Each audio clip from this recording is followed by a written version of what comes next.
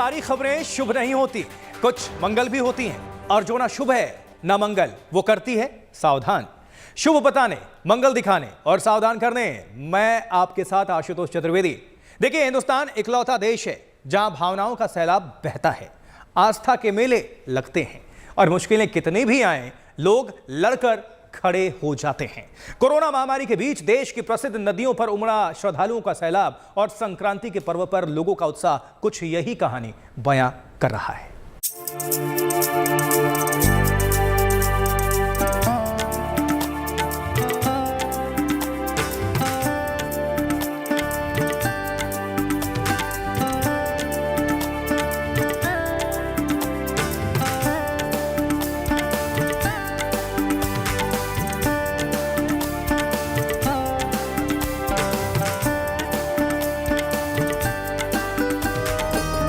मकर संक्रांति के इस त्योहार में भक्ति, शक्ति, रस और रंग है। प्रयागराज में जहां आस्था की डुबकी है, वहीं वाराणसी में गंगा स्नान के साथ बाबा भोलेनाथ की शक्ति है। जबकि देवघर में औघड़दानी के दर्शन के लिए तांता लगा है और गंगा सागर में डुबकी लगाने के लिए हर कोई एक बार जरूर जाना चाहता है।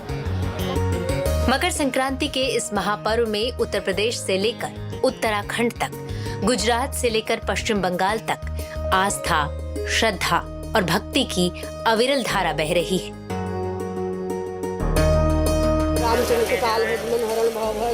आस्था की इस प्रार्थना में वो ताकत है जो इन्हें आस्था के संगम में डुबकी लगाने के लिए परबस खींच लाता है।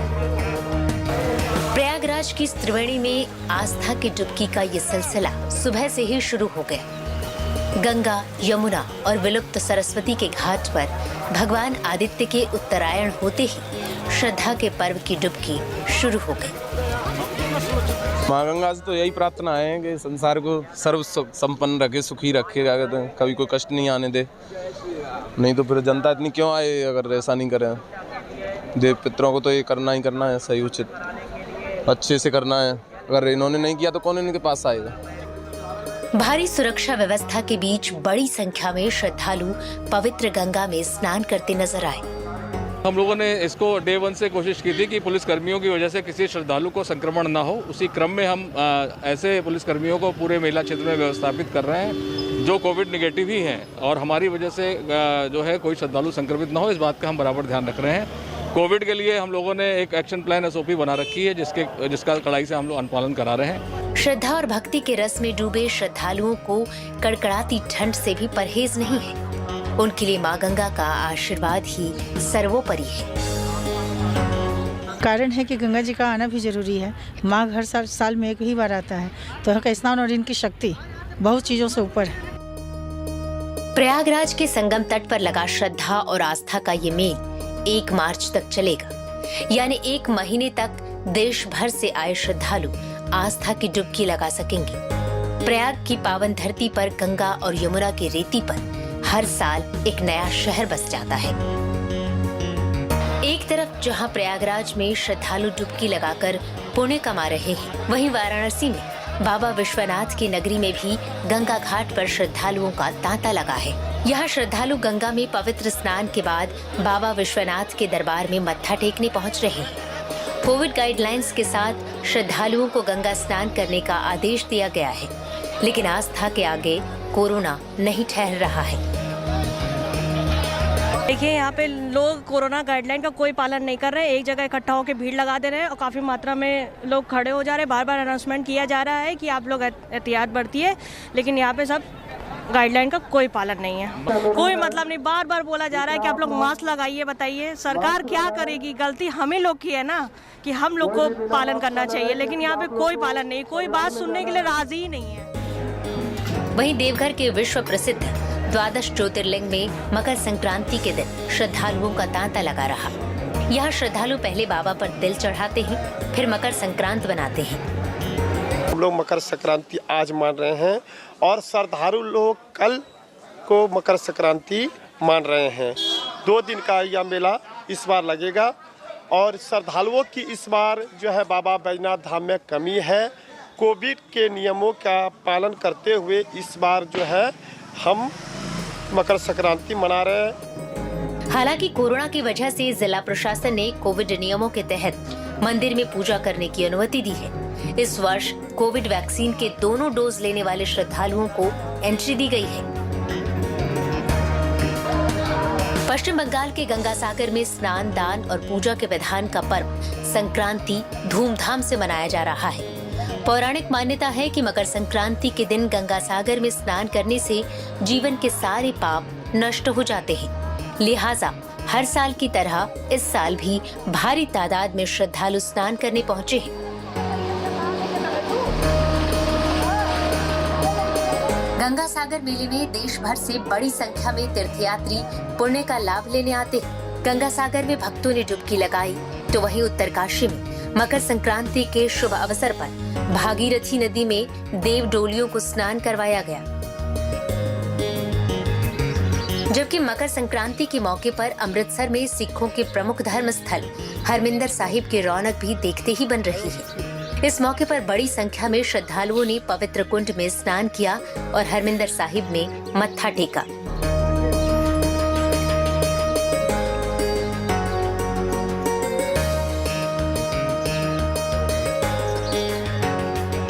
यूं तो मकर संक्रांति पर जब पतंगबाजी की बात होती है तो सबसे पहले गुजरात का काइट फेस्टिवल याद आता है, जिसे देखने के लिए हर साल दुनिया भर से लोग जुटते हैं। लेकिन राजस्थान में भी संक्रांति पर उतने ही उत्साह से पतंगबाजी की जाती है। पतंगों के इस त्योहार के मौके पर राजस्थान में फतेहपुर शेखावाटी के लक्ष्मी नारायण मंदिर की पतंगों से भव्य सजावट की गई। मकर संक्रांति के इस पर्व के साथ हिंदू धर्म की मान्यता के मुताबिक शुभ कार्यों के करने की शुरुआत हो जाती है। यही वजह है कि संक्रांति महज एक त्योहार नहीं बल्कि देश की धार्मिक और सांस्कृतिक मान्यताओं की पहचान भी है। देवघर से शैलेंद्र मिश्रा और प्रयागराज से Pankaj Shrivastava, good news today.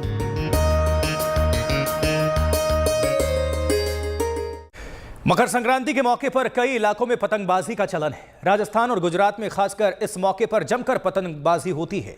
Gujarat में इस पर्व को उत्तरायण के नाम से मनाया जाता है। गुजरात के सभी हिस्सों में इस मौके पर आसमान का नजारा रंगीन हो जाता है और गूंजता है तो बस एक ही शोर, काई पोछे। मकर संक्रांति है और अहमदाबाद के आसमान में पतंगबाजी का लोग जमकर लुत्फ उठाते हैं। आप देख सकते हैं यहाँ पे पतंगबाजी का लुत्फ उठाया जाता है और साथ ही और एक दूसरे की पतंग काटने का भी ये जो मौका रहता है ये बेहद खास रहता है। और इस मौके पर खास तौर पर गुड़ और तिल की जो चिक्की रहती है, सिंग की जो चिक्की रहती है वो लोगों को खिलाई जाती है ताकि कहते हैं कि इससे जो ठंडी के मौसम में गर्मी आती है और खास तौर पर जो पतंगबाजी का लुत्फ है वो भी लोग उड़ाते हैं। यहाँ पे आप देख सकते हैं हर छत पे आपको लोग दिखेंगे, लोग जम के एक दूसरे की पतंग काटते हैं और फिर काई पोछे की आवाज लगाते हैं। आप देख सकते हैं काफी ज्यादा यहाँ पे लोग जो है वो इसका लुत्फ उठा रहे हैं। ये बताइए, इस बार कोरोना भी है और पतंगबाजी भी आप लोग कर रहे हैं, कितनी सावधानी बरत रहे हैं? सावधानी के साथ कर रहे हैं। ड्यू टू गवर्नमेंट गाइडलाइन हम लोग यहाँ पे खाली फैमिली मेंबर्स है, बाहर से किसी को अलाउ नहीं किया गया है सोसाइटी में, पर फिर भी मजा काफी ले रहे हैं हम लोग। साउंड भी बंद रखवाया गया है गवर्नमेंट की ओर से, पर ठीक है, पर फिर भी हम लोग हमारे हिसाब से हमारे मजा लूट रहे हैं। बिल्कुल मजा लूट रहे हैं, एक दूसरे की पतंगे काट रहे हैं। अरे बहुत काट रहे हैं, बहुत काट रहे हैं। आज हमारा हवा जो है, जो विंड डायरेक्शन है, जो हमारी फेवर कर रही है, क्योंकि हम लोग पीछे है, आगे सबकी पतंग हम काट सकते हैं आज। बिल्कुल। आपने कितनी पतंगे काटी सुबह से? अभी तक तो 18-20 तो काट दी, 4-5 हमारी भी चली गई, लेकिन नो डाउट अभी बहुत बढ़िया चल रहा है। बिल्कुल मजा काफी ज्यादा लोग ले रहे हैं और पतंगबाजी है तो पतंगबाजी का लुत्फ एक दूसरे की पतंग काट के ही आता है। अपने देश में त्योहारों की अपनी खासियत है, अपनी अहमियत है। यहाँ त्योहार अलग अलग रूपों में मनाए जाते हैं। अब संक्रांति के पर्व को ही आप ले लीजिए, देखिए अलग अलग प्रदेश में अलग अलग नाम से नई फसल का ये पर्व मनाया जाता है और वहीं मध्य प्रदेश के रायसेन में इसे शहीद संक्रांति के तौर पर मनाया जाता है। क्यों, यही बताने जा रहे हैं हम आपको अपनी रिपोर्ट के जरिए। देखिए क्या कुछ है इसमें खास।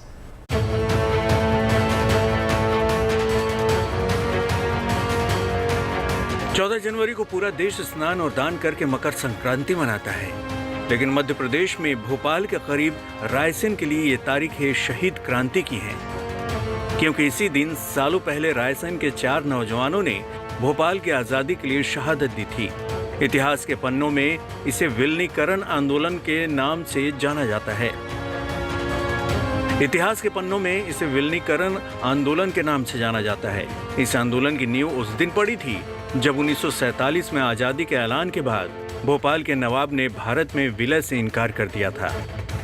15 अगस्त 1947 को जब भारत आज़ाद हो गया, उसके बाद भी भोपाल रियासत के नवाब, जिसमें सीहोर और रायसेन जिले का पूरा हिस्सा आता था, हमीदुल्लाह खान ने भारत में विलय से इनकार कर दिया।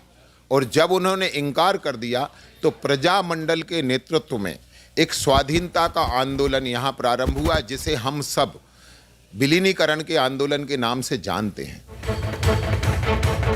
तब रायसेन के इन 4 नौजवानों ने नवाब के उस फैसले की मुखालफत करते हुए आंदोलन की मशाल जला दी। आंदोलनकारियों ने 14 जनवरी 1949 को रायसेन में तिरंगा फहराने की कोशिश की और सभी को एक एक कर गोली से उड़ा दिया गया। भोपाल रियासत आज़ाद नहीं थी, इसलिए यहाँ पे ये आंदोलन किया। झंडा का अपने फहराने का माने ये संगठन बना के और झंडा फहराने का विचार किया।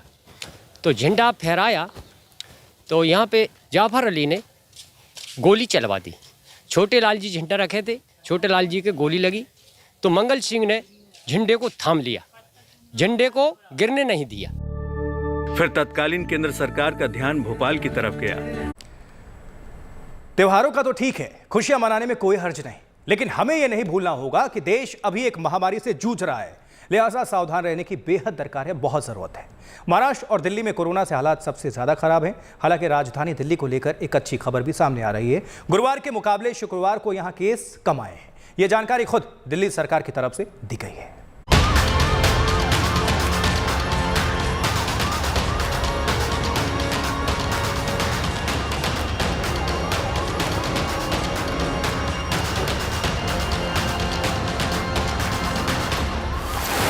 दिल्ली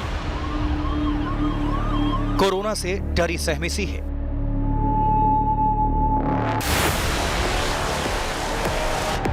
वहीं महाराष्ट्र में भी खौफ बरकरार है। लेकिन क्या दोनों राज्यों में हालात काबू में हैं? क्या तीसरी लहर का प्रभाव कम हो रहा है? दिल्ली के स्वास्थ्य मंत्री सत्येंद्र जैन की माने तो कोरोना महामारी के बढ़ते मामलों के बीच आज थोड़ी सी राहत मिल सकती है, क्योंकि उन्होंने कल के मुकाबले कोरोना केस कम आने की संभावनाएं जताई।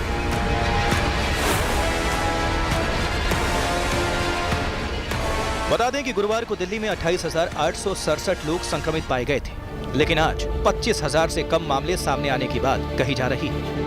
दिल्ली में 28,867 पॉजिटिव केस आए थे। पॉजिटिविटी रेट था 29.21%, 31 डेथ थी। 2424 बेड्स ऑक्यूपाइड थे और 13,000 से ज़्यादा बेड खाली थे, मतलब 85% से ज़्यादा बेड खाली हैं और 15% बेड ऑक्यूपाइड थे दिल्ली के अंदर। और आज शाम को जो अभी डाटा कलेक्ट कर रहे हैं वो 25,000 से कुछ कम केस आने के चांस हैं। वहीं हाल के दिनों में जिन लोगों की मौत हुई उनमें से 75% मरीजों को वैक्सीन नहीं लगी थी। यही नहीं, उनमें से कई मरीज ऐसे भी थे जो कोमॉर्बिड थे, यानी अस्पताल में इलाज कराने आए थे लेकिन जांच में उन्हें कोरोना पॉजिटिव पाया गया। हालांकि दिल्ली के अस्पतालों में अभी भी 13,000 से अधिक बेड खाली हैं। तो सबसे बड़ी चीज़ मैं बार बार बता रहा हूँ कि आपको जो हॉस्पिटल एडमिशन था ना, वो बढ़ना बंद हो गया है, स्टैग्नेंट हो गया है। अब डेली एडमिशन बढ़ नहीं रहे हैं, तो इसका मतलब सबसे बड़ा इंडिकेटर वही होता है। जो नंबर्स हैं, पॉजिटिविटी रेट है, ये तो कम ज़्यादा होता रहता है, और हॉस्पिटल नंबर्स जो हैं वो बढ़ने बंद हो गए हैं। ये बहुत बड़ा सुकून की बात है और संतोष की बात है। सत्येंद्र जैन के मुताबिक गुरुवार को ऑल टाइम हाई केस सामने आए थे और पॉजिटिविटी रेट भी करीब 30% के आसपास थी। दिल्ली में देखिएगा ऑल टाइम हाई 28,667 केसेज आए थे, जो अभी तक कभी नहीं आए, पिछली वेव में भी नहीं आए। पिछली जो पीक थी उससे भी ज़्यादा थे, परंतु दोनों में फ़र्क ये है कि जब पिछली पीक आई थी तब दिल्ली के अंदर 25,000 बेड भरे हुए थे, अब उससे 10% भी बेड नहीं है, हॉस्पिटल बेड ऑक्यूपाइड नहीं है। तो हॉस्पिटल में एडमिशन बहुत कम है compare to number of cases. Delhi Maharashtra ने तमाम जतन कर लिए, कोविड प्रोटोकॉल अमल में लाया जा चुका है, सख्ती बढ़ा दी गई है, नाइट कर्फ्यू का दौर चल रहा है और स्कूल कॉलेज की छुट्टियां भी कर दी गई हैं। दिल्ली और महाराष्ट्र समेत देश के 20 शहरों में खतरा बढ़ा है। आंकड़ों में बेतहाशा इजाफा जारी है, लेकिन रोजाना आ रहे संक्रमण के मामले देखकर मुंबई के लिए थोड़ी सी राहत जरूर है। 9 जनवरी को मुंबई में 19,474 नए मामले आए, वहीं दिल्ली में 22,751 मामले रिकॉर्ड किए गए। 10 जनवरी को मुंबई में 13,648 और दिल्ली में 19,166 नए मामले सामने आए। 11 जनवरी को मुंबई में 11,647 और दिल्ली में 21,259 केस देखने को मिले। वहीं 12 जनवरी को मायानगरी में 16,420 केस आए, जबकि दिल्ली में 27,561 मामले मिले और 13 जनवरी को मुंबई में 13,702 नए केस आए, जबकि दिल्ली में 28,867 मामले दर्ज किए गए।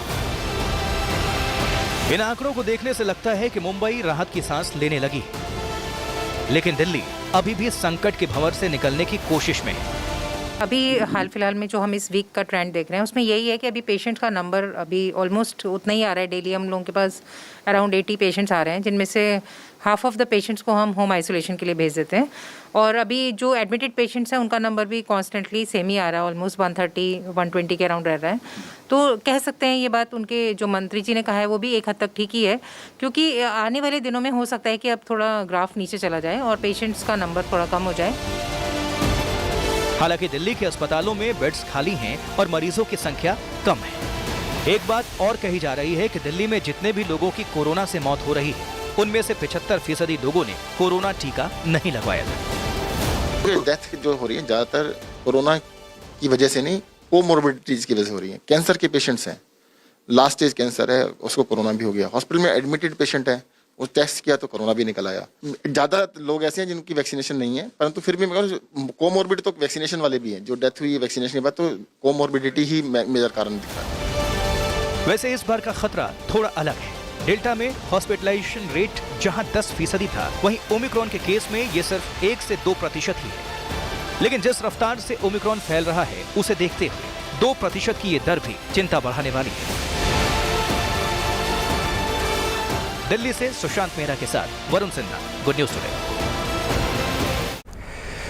तो कोरोना को लेकर लगातार स्टडीज जारी हैं। लगातार शोध के जरिए इस बीमारी की प्रकृति को समझने की कोशिश की जा रही है और कोरोना संक्रमण के मामले बढ़ तो रहे हैं, लेकिन यह भी समझने की जरूरत है कि यह जल्द ठीक भी हो रहा है। हालांकि उनके सामने मुश्किल ज्यादा है जो पहले से किसी बीमारी का इलाज करा रहे हैं और कोरोना की चपेट में आ रहे हैं। देश में कोरोना संक्रमित मामलों की संख्या बढ़ने के कारण अब हॉस्पिटलाइजेशन की भी संख्या बढ़ती जा रही है। ऐसे में तीसरी लहर कब पीक पर जाएगी और साथ ही साथ आने वाले समय में और कितनी हॉस्पिटलाइजेशन की जरूरत पड़ेगी, प्राइवेट अस्पताल का क्या हाल है, इन सभी मुद्दों पर हमारे साथ बात करने के लिए मौजूद हैं मैक्स सुपर स्पेशलिटी हॉस्पिटल के डायरेक्टर डॉक्टर विवेक नांगिया जी। डॉक्टर विवेक नांगिया जी, सबसे पहले हमें ये बताइए कि पहले के मुकाबले और अब के मुकाबले क्या फ़र्क देखने को मिला है। पहले हमने देखा कि तीसरी लहर तो आ चुकी थी लेकिन हॉस्पिटलाइजेशन कम हो रहा था, लेकिन अब हॉस्पिटलाइजेशन भी बढ़ गया है। ये इस बात में कितनी सच्चाई है? देखिए, बिल्कुल वैसे ही जैसे हम लोगों ने प्रिडिक्ट किया था कि पहले जो शुरुआत में लोगों को इन्फेक्शन हो रही थी वो अपने 20 साल 30 साल की उम्र के लोग थे जिनकी इम्यूनिटी बहुत अच्छी थी।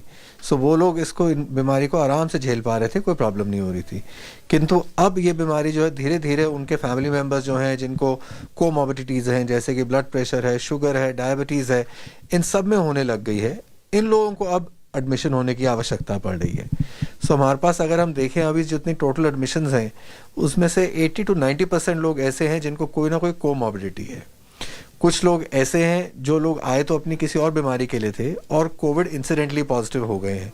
सो अब पहले हम उनका कोविड भी ट्रीट कर रहे हैं और साथ साथ जो उनकी प्राइमरी प्रॉब्लम है वो भी ट्रीट कर रहे हैं। ऐसे में ये भी कहा जा रहा है कि हेल्थ एक्सपर्ट्स द्वारा, रिसर्चर्स द्वारा और साथ ही स्वास्थ्य मंत्री का भी ये कहना है कि आने वाले समय में तीसरी लहर पीक पर जा सकती है।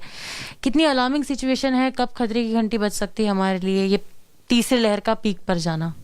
देखिए, प्रॉब्लम तब आएगी जहां हॉस्पिटलाइजेशन एकदम से बढ़ने लगेंगी और हॉस्पिटल्स में बेड अवेलेबल अगर नहीं होंगे तब प्रॉब्लम आएगी। तब तक कोई चिंता की बात नहीं है क्योंकि यूजुअली ये माइल्ड इलनेस ही है। जितने लोगों का इम्यून सिस्टम अच्छा है, वैक्सीनेटेड हैं, उन लोगों में बीमारी बहुत ही माइल्ड रह रही है। सो उनको इतनी चिंता करने की बात नहीं है। यूजुअली रिकवरी 3 से 5 दिन में हो रही है एंड पर जिनको कोमॉर्बिडिटीज हैं उनको अपना ख्याल ज़्यादा रखना है। तो उम्मीद है कि आज का आपका दिन शुभ रहा होगा। कल की मंगल कामना के साथ आपको रहना होगा सावधान भी। फिलहाल के लिए मुझे आशुतोष चतुर्वेदी को दीजिए आप इजाजत, लेकिन बने रहें, देखते रहें गुड न्यूज टुडे। कभी खबरें लगातार जारी हैं। छोटा सा ब्रेक लौट रहे हैं।